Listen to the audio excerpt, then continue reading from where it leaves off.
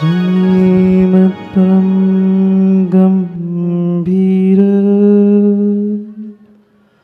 स्यात्पादमोघलाञ्छनम् जियात्रैलोक्यनाथस्य शासनं जिनशासनम्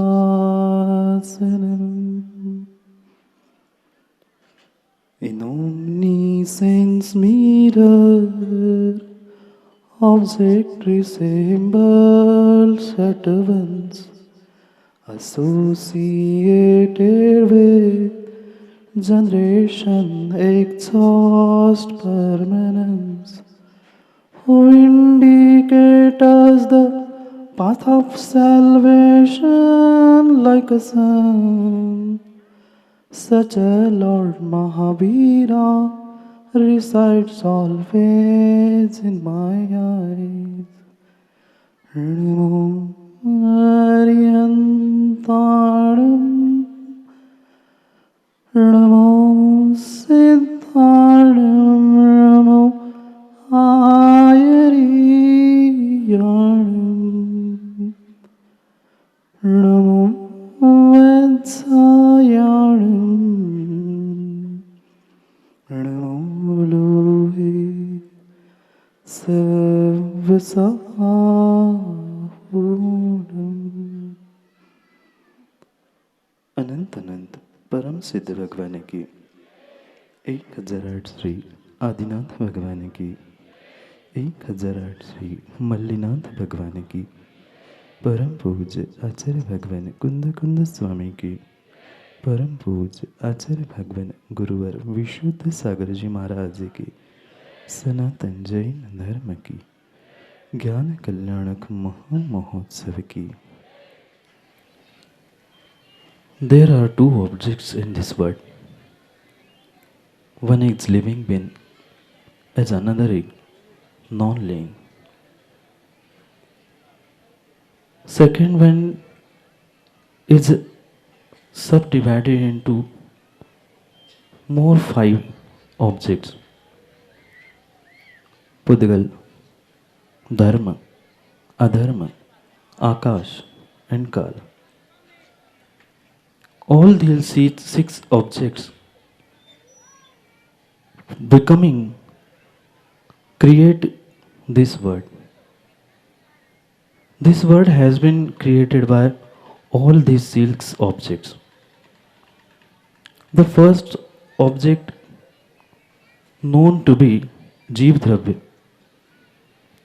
which is a living object in this world, and all other objects are non-living. The object which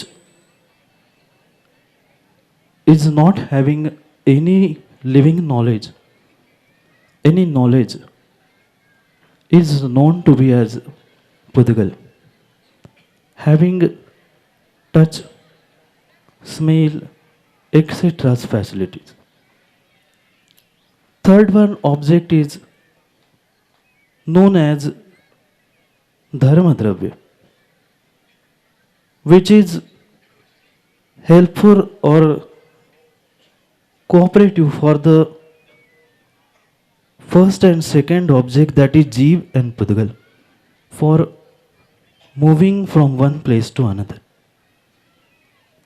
Fourth one object is known as Adharma Dravya, which is helping or cooperate the Jeev Dravya and Pudgal Dravya for stop any place. Fifth one is known as Akash Dravya, which gives all the objects place to reside them. And sixth one is known to be Kal Dravya, which help all the objects for revolution and known to be giving the meaning of changes in all the objects. Are you getting me? बहुत सारों को समझ में नहीं आया। भगवान की वाणी में 718 भाषाओं के साथ तत्वों का विवेचन हुआ। भगवान ने कहा यह ब्रह्मांड 6 द्रव्यों से बना है, जीव, अजीव, धर्म, अधर्म, आकाश और काल। इन 6 द्रव्यों से मिलकर ही यह 3 लोक बना है, ऊर्ध्वलोक, मध्यलोक और अधोलोक। इन 6 द्रव्यों का स्वरूप बताते हुए आचार्यों ने लिखा, त्रैकाल्यम द्रव्य षटकम नवपद सहितम जीव षटकाय लेसा पंचास्ते चास्तिकाया। 3 काल होते हैं, 6 द्रव्य होते हैं, 7 तत्व, 9 पदार्थ होते। जो ज्ञान दर्शन से युक्त होता है वह जीव द्रव्य होता है। जो स्पर्श रस गंध वर्ण से पूर्ण गलन स्वभाव वाला होता है वह पुद्गल द्रव्य होता है। जो गमन के लिए सहकारी वह धर्म, रुकने के लिए सहकारी अधर्म द्रव्य, अवगाहन देने के लिए जो सहायभूत है वह आकाश द्रव्य, और जो परिवर्तन बताने के लिए सहायभूत था वह काल द्रव्य। इन 6 द्रव्यों से ही यह विश्व, यह ब्रह्मांड बना है। 6 द्रव्य जहाँ एक साथ रहते हैं उसे लोकाकाश कहा जाता है, और उसके बाहर जो अनंत आकाश है उसे अलोकाकाश कहा जाता है।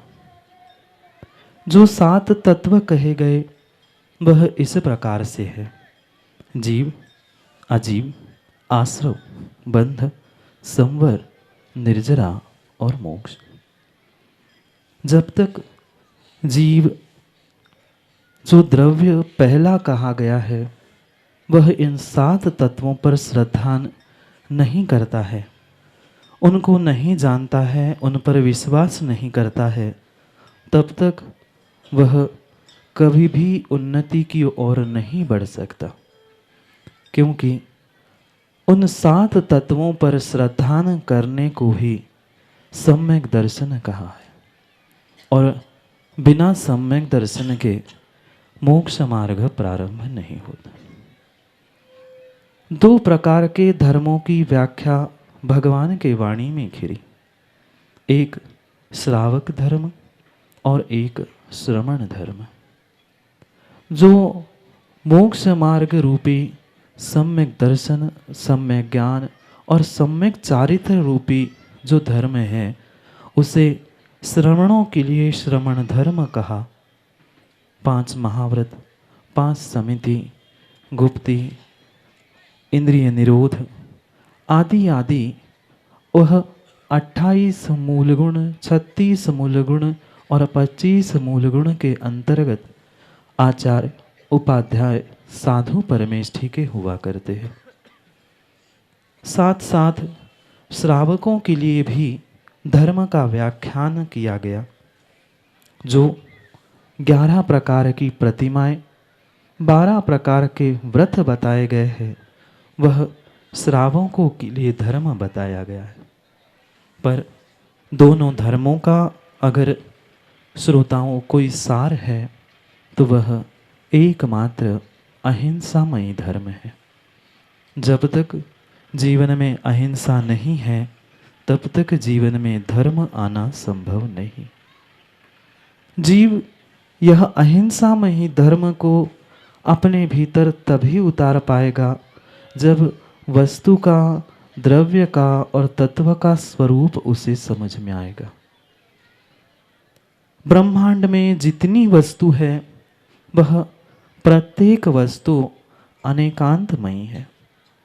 अनेक धर्म जिसमें होते हैं उसे अनेकांतात्मक वस्तु कही जाती। एक वस्तु होने पर भी अनेक अपेक्षा से उसी वस्तु का उपयोग, उसी वस्तु का नाम बदल जाना, यह उसमें का अनेकांतपना है। जब तक यह अनेकांत की दृष्टि हमारे पास नहीं आएगी, तब तक वास्तव में हम अहिंसा धर्म को तत्व में, तत्व चर्चा में प्राप्त नहीं कर सकते। अनेकांत को समझने के लिए, अनेकांत को कहने के लिए भगवान ने हमें स्यादवाद का सिद्धांत बताया। स्यादवाद का सिद्धांत बताते हुए वह 7 भंगों का व्याख्यान करते हैं। सिय अत्थि नत्थि उभयम अवत्तम वम तत्तिमयम सप्तम भंगम हो सप्त भंगम आदेश वदेश जिनवदी। जिनेन्द्र भगवान के आदेश से 7 भंगों की, 7 अपेक्षाओं की व्याख्या की गई। स्याद अस्ति, स्याद नास्ति, स्याद अस्ति नास्ति, स्याद अवक्तव्य, स्याद अस्ति अवक्तव्य, स्याद नास्ति अवक्तव्य, स्याद अस्ति नास्ति अवक्तव्य।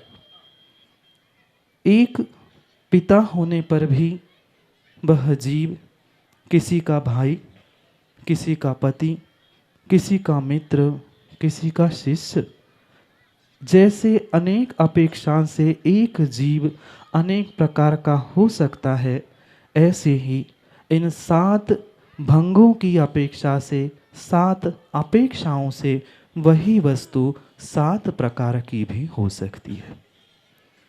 इस अनेकांत स्यादवाद को जो जीव अपने जीवन में उतार लेता है, वही परम अहिंसा को प्राप्त कर सकता।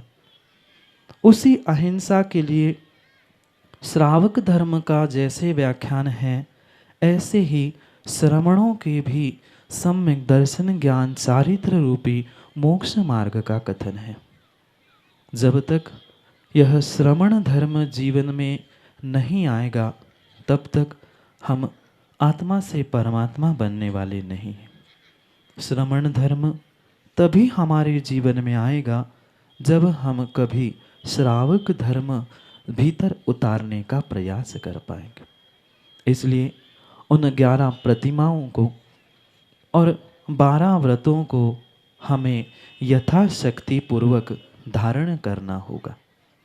जब तक यह धर्म श्रावक के हमारे भीतर नहीं आएंगे, हमारे पास सम्यक दर्शन रूपी रत्न नहीं होगा, तत्वों का यथार्थ निर्णय अनेकांत्म तुष्टि स्यादवाद से कथन नहीं होगा, तो हे भव्य जीवो, आपके पास अहिंसामय धर्म नहीं होगा और आप कभी भी परमात्मा नहीं बन सकते।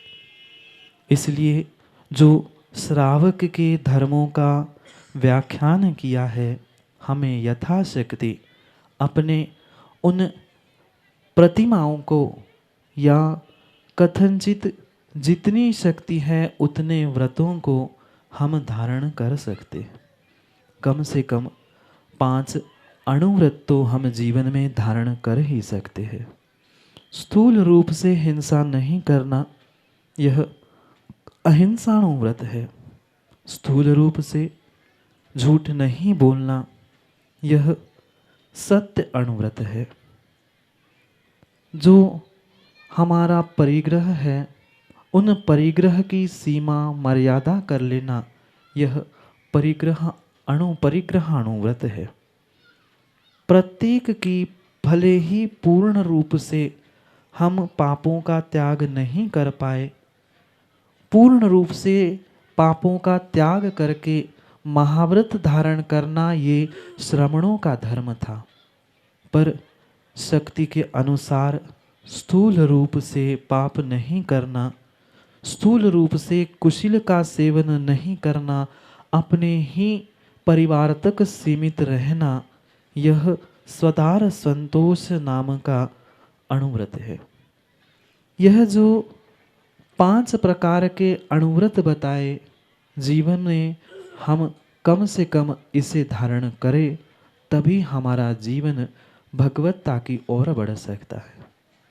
जीव भूल जाता है वर्तमान के पुण्य के निमित्त से कि हम धर्म स्थानों में भी पहुंचकर किस प्रकार से पाप कर बैठते हैं। अन्य क्षेत्रे कृतं पापम धर्म क्षेत्रे विनश्यति, धर्म क्षेत्रे कृतं पापम वज्रलेपो भविष्यति। अन्य स्थान में किए गए पाप धोने के लिए जीव धर्म क्षेत्र में, धर्म अनुष्ठान में, धर्म स्थानों में पहुंचता है। पर अगर भव्य जीवों धर्म स्थानों में, धर्म अनुष्ठान में ही हम पाप करेंगे, वही अगर अशुभ क्रियाएं करेंगे तो विश्वास मानना वह वज्रलेपो भविष्यति। अन्य स्थानों में किया गया पाप धर्म स्थानों में, धर्म अनुष्ठानों में पहुंचकर हम उसे धो सकते हैं, ठीक कर सकते हैं। पर धर्म आयतनों के निमित्त से देव, शास्त्र, गुरु, इन्हें मानने वाले ये 6 प्रकार के आयतन कहे गए हैं। जो देव शास्त्र गुरु और देव शास्त्र गुरु को मानने वाले आयतनों की निंदा करता है, उनके निमित्त से जो अपने परिणामों को बिगाड़ता है, दूसरों के भी परिणाम बिगाड़ने का प्रयास करता है, उनके लिए भी निमित्त बनता है, वह देव शास्त्र गुरु के सानिध्य में करने से निधत्ति निकाचित जैसे कर्मों का आश्रय बंध करता है। निधत्ति निकाचित कर्म वह होते हैं जिनका कभी संक्रमण, जिनका कभी उत्कर्षण अपकर्षण किया नहीं जा सकता। इसलिए भव्य जीवों, यह बात अपने भीतर हमेशा के लिए बांध के रखना, जो धर्म अनुष्ठान, धर्म आयतन या देव शास्त्र गुरु का सानिध्य है, वहाँ पर कम से कम हम पापों से बचने का प्रयास करें।